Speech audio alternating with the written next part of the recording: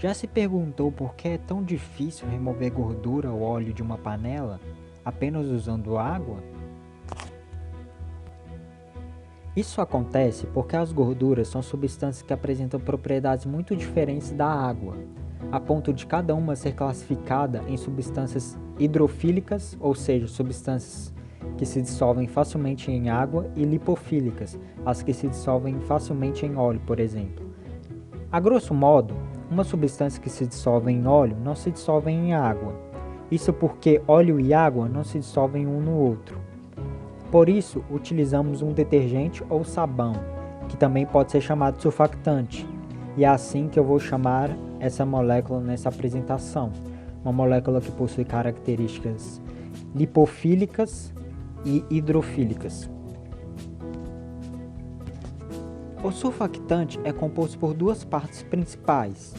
Uma conhecida como cauda, uma parte com característica apolar, que se mistura facilmente com óleo, por exemplo, que tem a mesma característica, e outra parte conhecida como cabeça, que é a parte hidrofílica, que se interage facilmente com o meio polar, por exemplo, a água. Esses surfactantes podem ser distribuídos em várias classes, dependendo de qual parte iônica ele possui na cabeça. Uma parte com carga positiva, que seria os catiônicos, uma parte com carga negativa, que seria os aniônicos, ou uma parte neutra, que seria os não iônicos. Agora que você já sabe o que é um surfactante e a diferença entre substâncias com característica polar e apolar, entro propriamente no meu trabalho. A água para a química é o melhor meio para se realizar as reações, pois ela é barata e tende a gerar menos resíduos tóxicos ao ser utilizada como solvente, e por isso não polui o ambiente. O problema é que muitas substâncias de interesse químico são lipofílicas, ou seja, não se dissolvem em água, só em solventes com característica polar, como óleo, por exemplo. Um exemplo de reações químicas importantes em meio apolar são as reações de acoplamento cruzado, desenvolvidas pelos professores Heck, Negishi e Suzuki, respectivamente. Essas reações permitem a síntese de compostos de interesse, utilizando um metal de transição como seu catalisador principal. A ideia por trás da catálise micelar é então utilizar o interior das micelas, formadas por surfactantes, como meio reacional para moléculas do tipo lipofílicas. Assim, com a micela dissolvida em água, vocês percebem agora como é possível promover reações de substâncias lipofílicas no meio aquoso? Bom, esse é o tema dessa pesquisa, uma abordagem teórica da catálise micelar. Agora vamos nos aventurar para os objetivos levantados no início do projeto. Como eu disse anteriormente, o projeto tem por objetivo principal a utilização de uma modelagem computacional multiescala para estudar como essas reações se comportam dentro da molécula e relacionar os resultados obtidos com as propriedades macroscópicas dessas reações. Porém, antes de pegar a cereja do bolo, devemos estudar as micelas e avaliar seus parâmetros. Para isso, foram levantados os seguintes objetivos. Primeiramente, estudar as propriedades dos surfactantes. Depois, obter e validar parâmetros para a dinâmica molecular. E por último, simular as micelas em meio aquoso, analisando suas características e propriedades. Agora que elucidamos os objetivos, irei falar um pouco sobre os surfactantes estudados e os métodos utilizados para alcançar esses objetivos.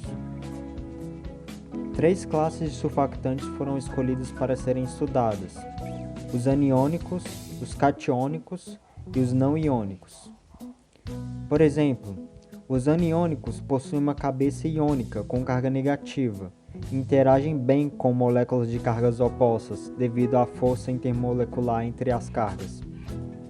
O SDS, por exemplo, um surfactante aniônico, foi escolhido para ser estudado e pode ser usado de forma extensiva para gerar micelas com alta área de superfície, devido ao enxofre e aos oxigênios que compõem a sua cabeça.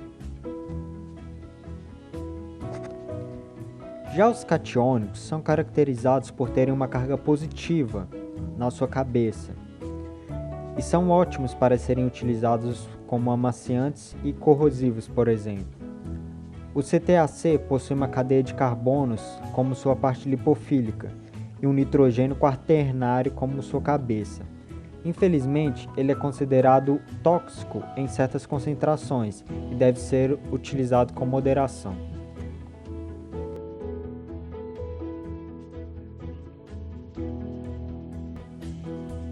E por último, mas não menos importante, temos os não iônicos, geralmente considerados não tóxicos e possuem menor interação com a água, devido à falta de um íon na molécula, ou seja, sua carga total é neutra.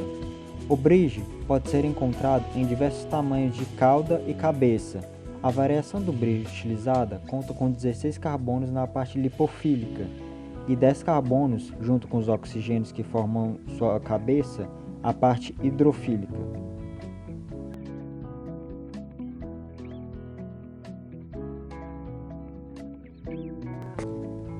Quando queremos estudar uma molécula, como os surfactantes, por exemplo, precisamos saber qual é a sua estrutura mais viável, de acordo com os critérios da natureza. Ainda bem que temos uma pequena noção do que ela prefere: encontrar a estrutura com menor energia possível. Mas o que queremos dizer com isso? Suponhamos que queremos encontrar a melhor estrutura para o H2, dado diferentes valores x. Esse x corresponde a diferentes tamanhos da ligação entre os átomos de hidrogênio.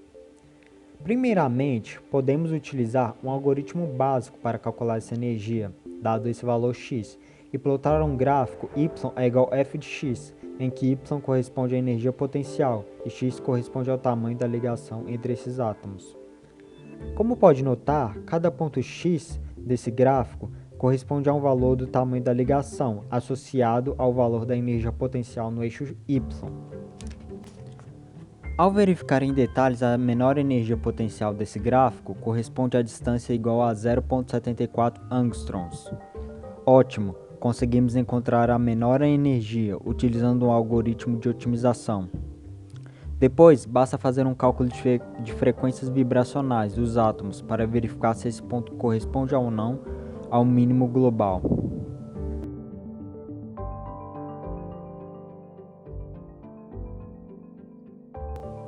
Contudo, para o caso dos surfactantes estudados nessa pesquisa, suas estruturas são mais complexas que a molécula de hidrogênio, que no caso é linear.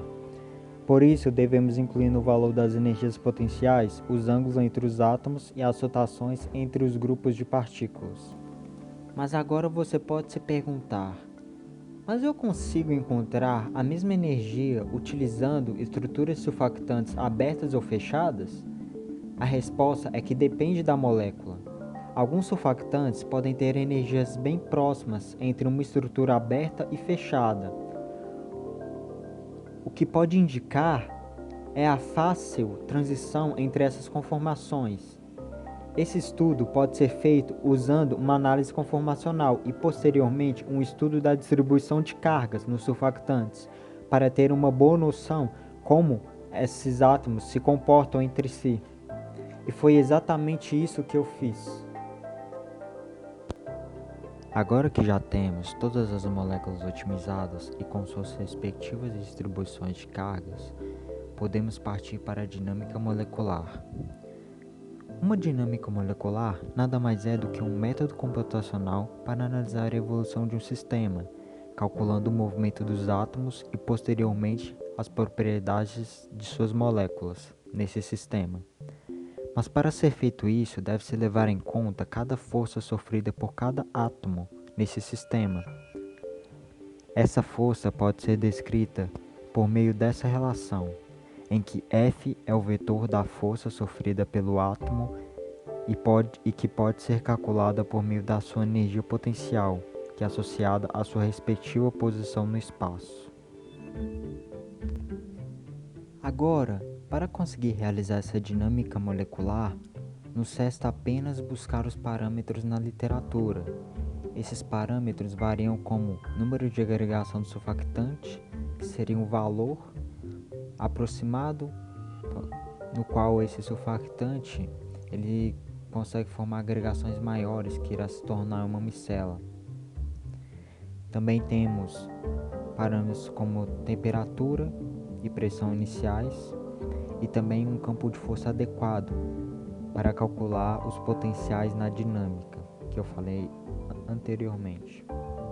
E também, por último, mas não menos importante, temos o Critical Packing Parameter, CPP, que é um parâmetro que nos diz qual é o formato dos surfactantes, qual o formato aproximado esses surfactantes irão tomar em meio aquoso, dado a área da sua cabeça, o comprimento da sua cauda e o seu volume inicial. Tendo os parâmetros necessários, ou seja, os ingredientes, podemos começar a fazer o bolo, o sistema, nesse caso.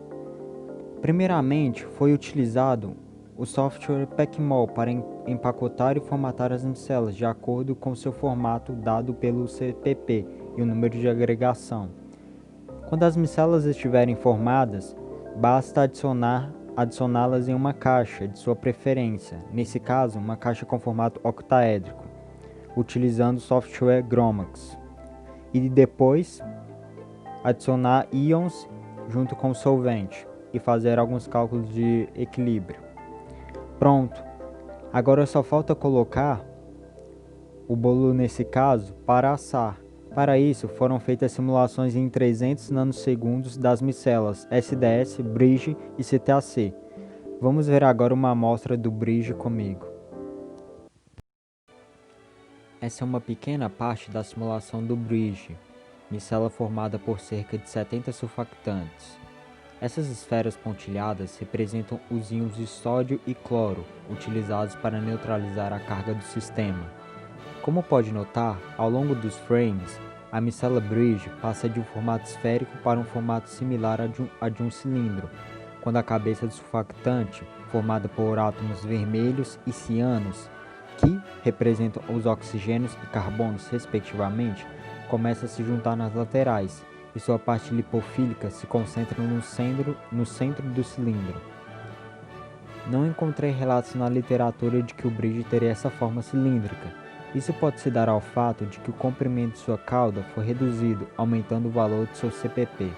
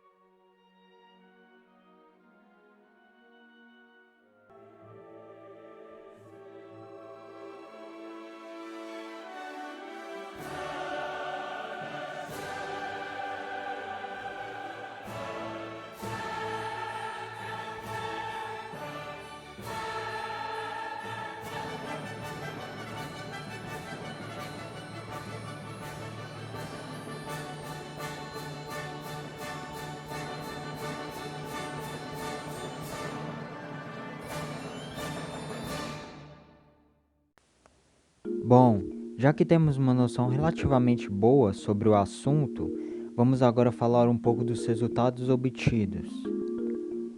Você se lembra quando eu falei sobre a mudança de estrutura entre os surfactantes? Entre as estruturas abertas e fechadas?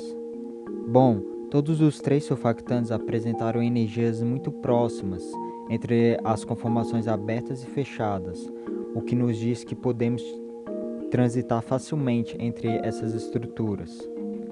Além do mais, conseguimos extrair as propriedades importantes da simulação, como por exemplo, raio de giro, que nos diz o quanto a micela é compacta ao longo do tempo.